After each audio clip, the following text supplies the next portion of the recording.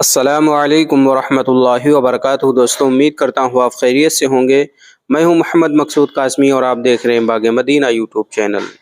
دوستوں، آج کی اس ویڈیو میں ہم بات کرنے والے ہیں، جیسے کوئی بھی شخص دیوبند سے فارغ ہوتا ہے یا کسی اور ادارے سے فارغ ہوتا ہے تو وہاں کی نسبت لگاتا ہے۔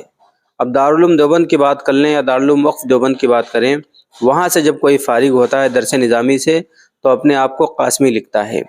اسی طریقے سے کوئی حافظ وہاں سے فارغ ہوتا ہے یا کوئی تجوید کرتا ہے تو وہ بھی اپنے آپ کو قاسمی لکھتا ہے۔ اس کے بارے میں دارالعلوم وقف دیوبند سے جب سوال کیا گیا تو اس کی طرف سے فتویٰ جاری کیا گیا ہے، وہی آپ حضرات کو اس ویڈیو میں بتلانا ہے۔ تو آپ سے میں گزارش کرتا ہوں آخر تک ہمارے ساتھ بنے رہیں، اور پہلی بار چینل پر آئیں سبسکرائب کر لیجئے گا اور اس ویڈیو کو آگے شیئر بھی کر دیجئے گا۔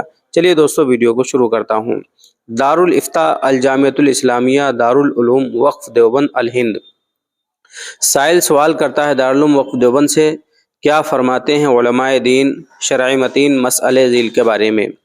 مندرجہ ذیل مسئلے کے متعلق مسئلہ یہ ہے کہ دارالعلوم سے جو طلباء درجہ حفظ یا شعبہ تجوید سے فارغ ہوں ان کے لیے اپنے نام کے ساتھ قاسمی لکھنا کیسا ہے، یا اس کے مستحق صرف وہ طلباء ہیں جو دارالعلوم سے درس نظامی سے فارغ ہوں؟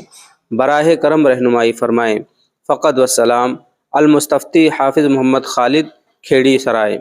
تو اس کا جواب آتا ہے دارالعلوم وقف دیوبند کی طرف سے الجواب وباللہ التوفیق۔ عرف یہ ہے کہ درس نظامی سے فارغین ہی اپنے نام کے ساتھ قاسمی کی نسبت لکھتے ہیں، اس لیے درجہ حفظ و تجوید کے فارغین کے لیے اپنے نام کے ساتھ قاسمی لکھنا مناسب نہیں ہے۔ فقط واللہ اعلم بالصواب۔ کتبہ محمد عارف قاسمی، مفتی دارالعلوم وقف دیوبند۔